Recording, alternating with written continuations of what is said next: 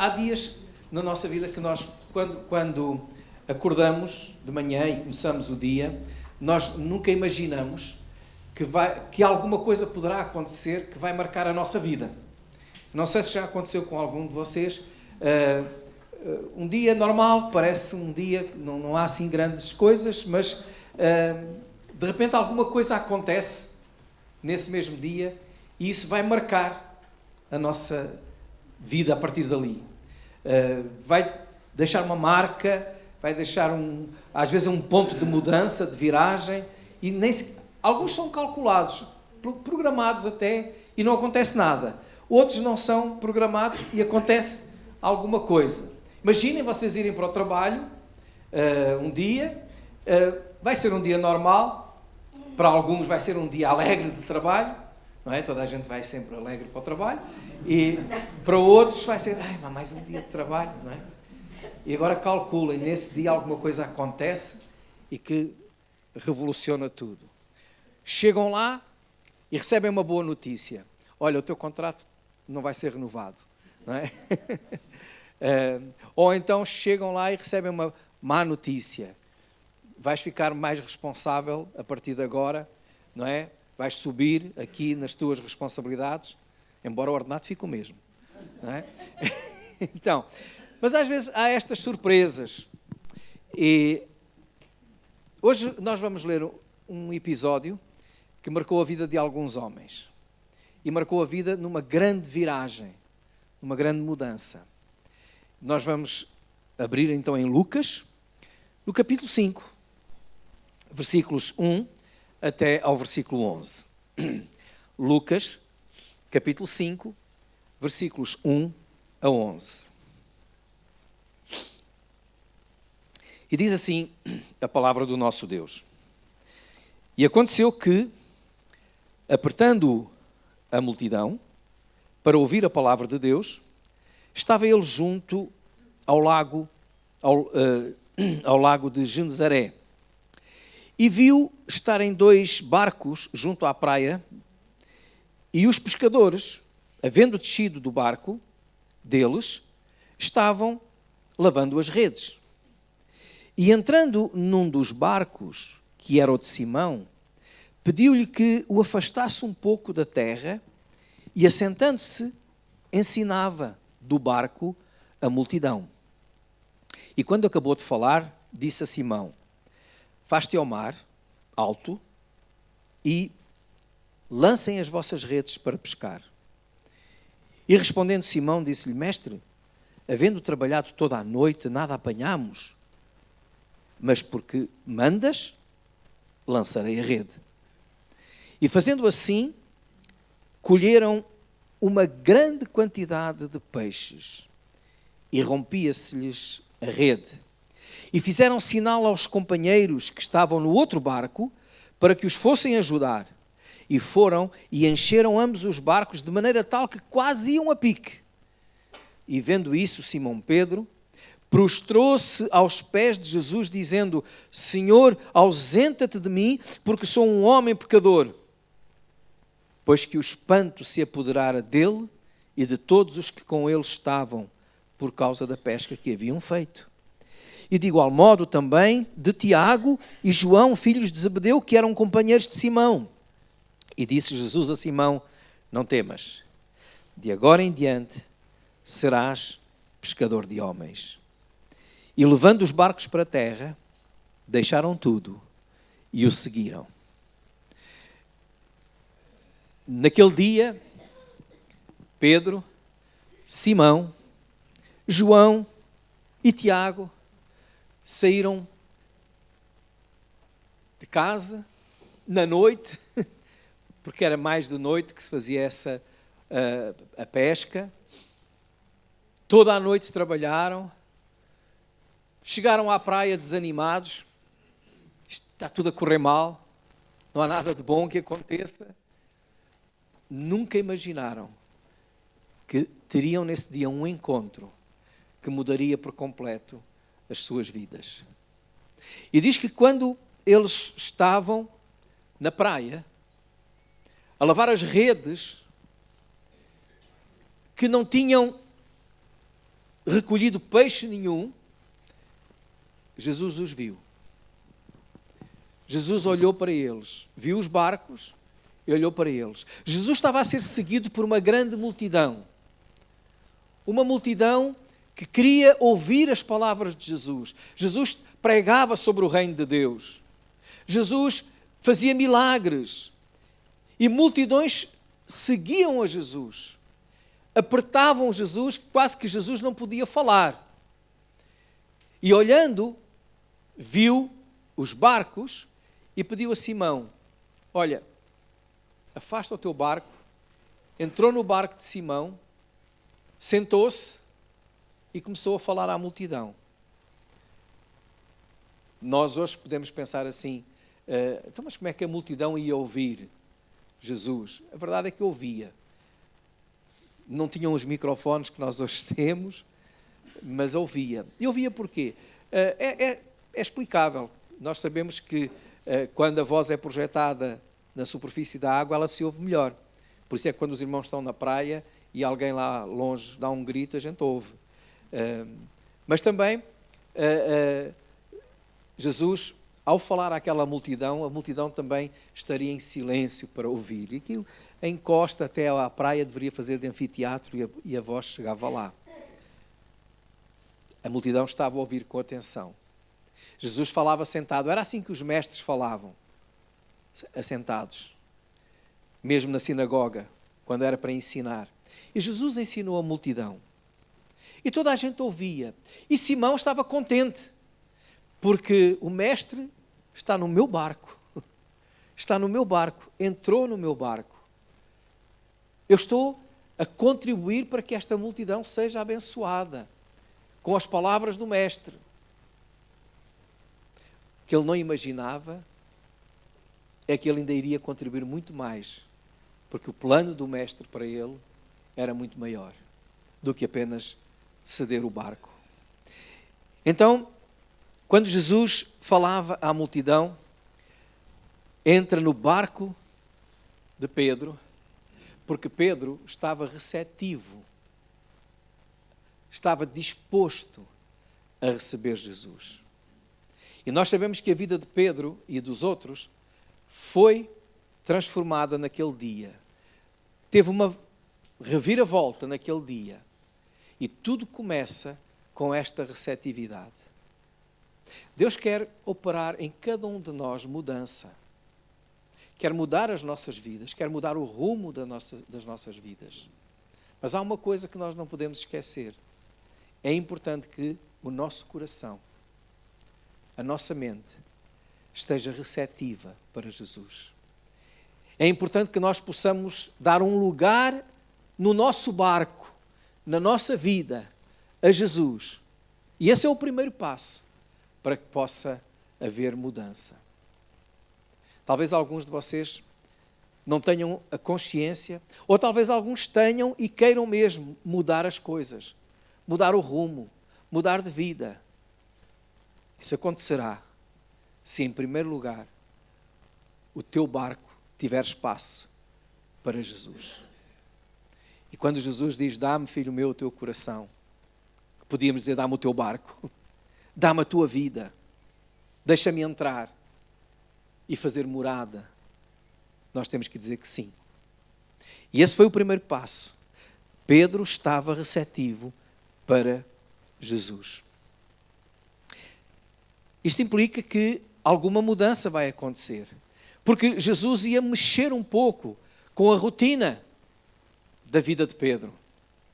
Antes mesmo de alguma coisa acontecer, ia haver agitação, ia haver alteração. Porque o que é que Pedro estava a fazer? Ele tinha trabalhado toda a noite. Estava a lavar as redes. Depois de lavar as redes, iria arrumar as redes. Depois de arrumar as redes, iria descansar. Nada disso aconteceu. Nada disso aconteceu. Se Jesus não tivesse entrado no seu barco, era isso que ele ia fazer. Ia continuar na sua rotina. Mas vazio. Sem peixes. Sem nada. Mas Jesus veio e mexeu. E mexeu de uma maneira extraordinária. Porque logo a seguir, Jesus, quando acaba de falar, vira-se para Pedro e diz assim: olha, vai com o barco até ao largo e lança as redes. Meus irmãos, vamos nos colocar no lugar de Pedro. Pedro poderia olhar para Jesus e lembra-se que aqui Pedro já admirava Jesus, mas ele ainda não era um dos apóstolos, ainda não estava a seguir a Jesus.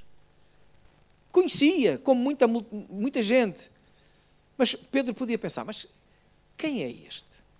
Olha, eu sou filho de pescador, sou pescador, tenho uma empresa minha, em sociedade aqui com o João e com o Tiago, ando nesta vida há tanto tempo, e ele o que é que percebe de pesca?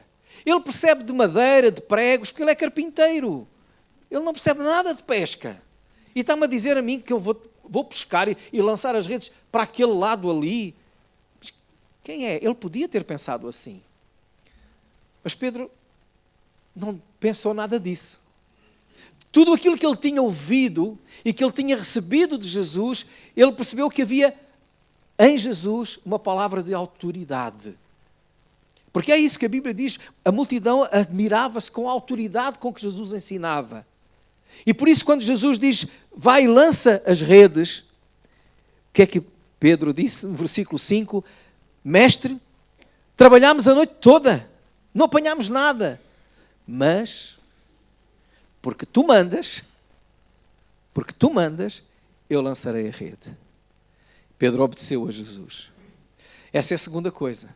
A primeira é que ele estava receptivo, ele recebeu Jesus e depois ele obedeceu a Jesus. E ele obedeceu a Jesus mesmo quando ele não entendia nada do que é que estava a passar. Mesmo quando a ordem que Jesus estava a dar era contra a lógica, a prática normal. Mas porque tu mandas, eu obedeço. E esse é o segundo passo para vermos nossa vida transformada por Jesus. Mudada. Para vermos as situações com uma autêntica revolução. Nós temos que estar receptivos a Cristo e temos que ser obedientes à sua palavra. Ele, neste ato de obediência, demonstrou a sua fé. Eu não sei. Senhor, não sei o que é que tu queres, não sei como é que vai ser. Mas tu dizes, está bem. Às vezes nós encontramos na palavra de Deus ordens, mandamentos, que até vão contra a nossa lógica, contra a nossa filosofia de vida, contra a nossa prática. Mas, meus irmãos, se Deus diz que assim funciona, pela fé, vamos obedecer, porque vai funcionar. E de tal maneira que nós vamos ficar admirados, espantados. E isso aconteceu com Pedro. Eu não entendo, mas eu obedeço. Deus não pede para nós obedecermos quando entendermos. Nós não precisamos de entender para obedecer. Nós precisamos é de obedecer para depois entender. Porque primeiro vem pela fé a obediência. E quando nós obedecemos, o poder de Deus vai nos surpreender. A vida de Pedro foi mudada. Tudo começou quando ele recebeu Jesus no seu barco. Quando ele obedeceu a Jesus. E quando ele obedece a Jesus e vê o poder de Deus a manifestar-se, quando ele vê o poder de Deus a revelar-se, quando ele vê coisas que ele não esperava a acontecer, o que é que Pedro faz? Este Pedro que tinha recebido Jesus, este Pedro que tinha obedecido a Jesus, é o Pedro que depois se prostra diante de Jesus.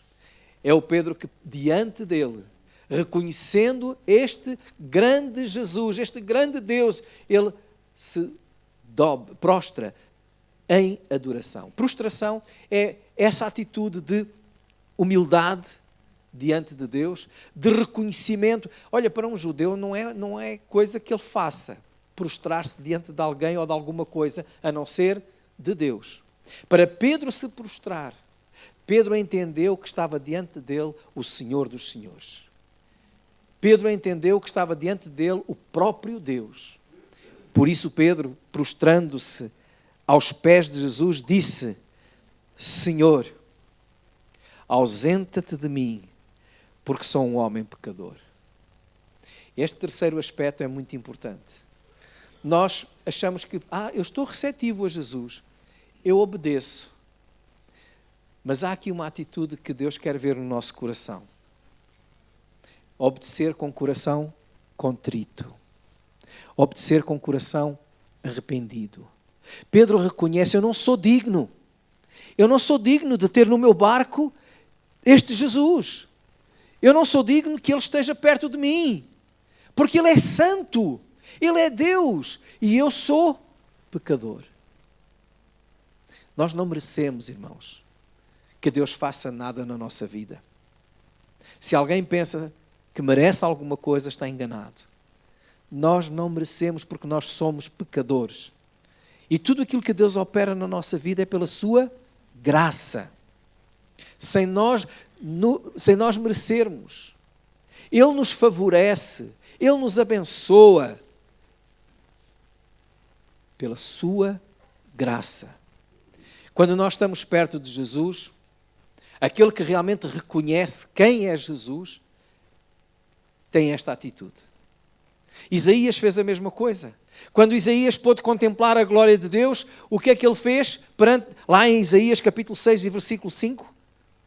Eu vou perecer, ai de mim, que sou um homem de lábios impuros. Porque ele viu a glória do Senhor. Jó fez a mesma coisa. Eu agora vejo e fico mais consciente do meu pecado, de que não mereço.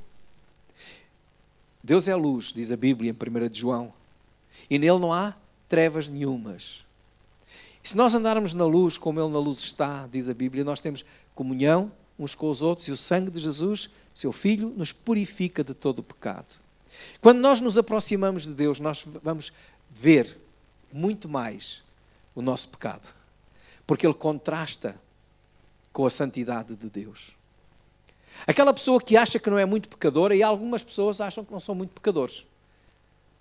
Há pessoas que às vezes ainda dizem assim: sim, eu sou pecador, mas também não sou como aquele ali, não é? Eu não sou tão pecador. Porque normalmente essa pessoa está a comparar-se com outro pecador. Ou seja, é como se estivéssemos a comparar um branco sujo com um branco assim mais acinzentado, mas nunca comparamos com aquele branco, não é? E se pusermos então à luz do sol, ainda melhor. Porque a luz vai fazer sobressair todas as impurezas, todas as nódoas, todas as coisas. E quando estes homens se aproximavam de Deus, como Isaías, como Jó, como Pedro, o estar perante o próprio Deus faz a santidade de Deus, a glória de Deus, faz realçar o nosso pecado, a nossa pequenez. Que contraste. E aí eu não vou mais dizer: eu não sou tão pecador como aquele. Eu vou dizer como Paulo: eu sou um miserável pecador. Eu vou dizer como Pedro: Senhor, eu não sou digno. Afasta-te de mim, Senhor. Mas Deus, porque nos ama, Ele não se afasta dos pecadores. Ele se aproxima e estende a sua mão. Porque tem um propósito para cada um de nós, miseráveis pecadores. E Pedro, depois de receber Jesus, de obedecer, ele adora. Adora Jesus porque reconhece que não merece que aquele Jesus esteja ali. Deus quer entrar na tua vida, transformar a tua vida, mas é necessário que tu e eu tenhamos este mesmo arrependimento do nosso pecado e dizer: Senhor, eu não mereço. Eu sou um pecador. Reconhecer ao mesmo tempo que estamos na presença de alguém que é divino, que é santo, que não tem pecado e que eu não mereço estar na sua presença. Às vezes ainda achamos que merecemos. Eu sou pecador, mas também Deus perdoa, Deus passa por cima e parece que o pecado é uma coisa leve. Irmãos, vamos lembrar de uma coisa. Um pecado, um só pecado, separou toda a humanidade de Deus. Quantas vezes Eva e Adão tiveram que pecar para serem expulsos do paraíso? Uma.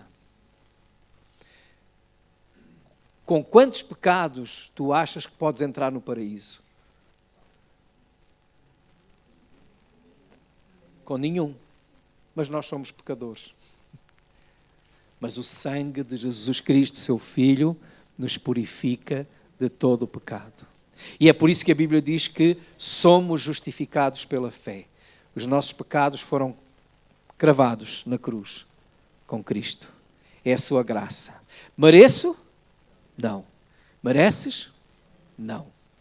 Então só temos que prostrar diante dele e dizer: Senhor, eu não mereço. Louvado sejas pela tua graça. E Pedro fez isso. Recebeu Jesus, obedeceu a Jesus, mas também adorou arrependido e confessou o seu pecado. E se nós confessarmos os nossos pecados, Deus é fiel e justo para nos perdoar os pecados. 1 João 1,9. Se nós confessarmos os nossos pecados, Deus é fiel e justo para nos perdoar os pecados e nos purificar de toda a injustiça. Quando isto aconteceu, Jesus fala com Pedro, dirige-se aos outros também e diz o quê? Não tenham medo. Não temas. Não te preocupes. És pecador, sim. Mas eu vim para resolver esse assunto. Não tenhas medo. A tua vida vai mudar a partir de agora. Porque a partir de agora tu não vais mais ser pescador, mas vais ser pescador de homens. E o que é que Pedro fez? Assim como os outros. Versículo 11 diz: levando os barcos para a terra, deixaram tudo e o seguiram. A partir daquele dia, a vida de Pedro não foi mais a mesma. A partir daquele dia, a vida de Pedro levou uma reviravolta. Ficou, para muitos, de cabeça para baixo. Eu acho que não. Antes é que ele andava de cabeça para baixo. Passou a andar de cabeça para cima. Cabeça levantada. Muita coisa havia para fazer ainda em Pedro. E nós sabemos e conhecemos a história de Pedro. Muita coisa havia para mudar e para transformar. Mas o essencial estava lá. Um homem que reconhecia o seu pecado, que abriu o seu coração para Jesus, que o adorou, e por isso o Senhor ia transformar a sua vida. E Pedro tornou-se naquele homem que seguiu a Jesus, acompanhou Jesus, aprendeu de Jesus, cresceu com Jesus, na sua fé, na sua dedicação, foi transformado por Jesus e se tornou um pastor da igreja, usado, indo ao ponto de sofrer por Jesus. Não foi mais o mesmo. Este Pedro foi aquele que pregou a primeira mensagem no dia de Pentecostes, aquela multidão que estava em Jerusalém. Este Pedro foi aquele que levou a mensagem ao primeiro gentio que ouviu falar do Evangelho na casa de Cornélio. Este Pedro foi um homem usado por Deus para a bênção de muitas vidas. Onde é que tudo começou? Num encontro inesperado. Mas porque ele recebeu Jesus na sua vida, no seu barco. Porque ele obedeceu a Jesus, confiando, pela fé, obedeceu. Porque ele adorou a Jesus arrependido do seu pecado, reconhecendo que era um pecador e que não merecia. Deixou tudo e seguiu. Podemos dizer, meus irmãos, que nenhuma vida que se encontra verdadeiramente com Cristo fica na mesma. Quando tu olhas para a tua vida e dizes, eu conhecia Jesus, o que é que mudou? Se nada mudou é porque o encontro não aconteceu. Alguma coisa falhou. Porque o que nós sabemos é que quando Jesus vem realmente ao nosso encontro e nós abrimos o nosso coração para Ele, quando nós reconhecemos que Ele é o Senhor e que nós nada merecemos e lhe obedecemos pela fé e o seguimos, a nossa vida vai ser mudada e transformada para sempre. Vai haver um grande impacto na nossa vida, uma grande mudança. Na tua vida, o que é que mudou? No teu coração, o que é que mudou? Quando tu olhas para Jesus, o que é que tu sentes? Miserável? Pecador? Deves sentir isso, mas também deves ter a certeza que pelo seu grande amor, Ele morreu por ti para te renovar, transformar e dar uma vida nova. Entrega, pois, o teu coração a Jesus. E tal como a Bíblia diz, serás salvo. E nova criatura serás, porque Deus é fiel às suas promessas. E é isso que Ele promete a todo aquele que abre o seu coração para crer em Cristo Jesus. Amém.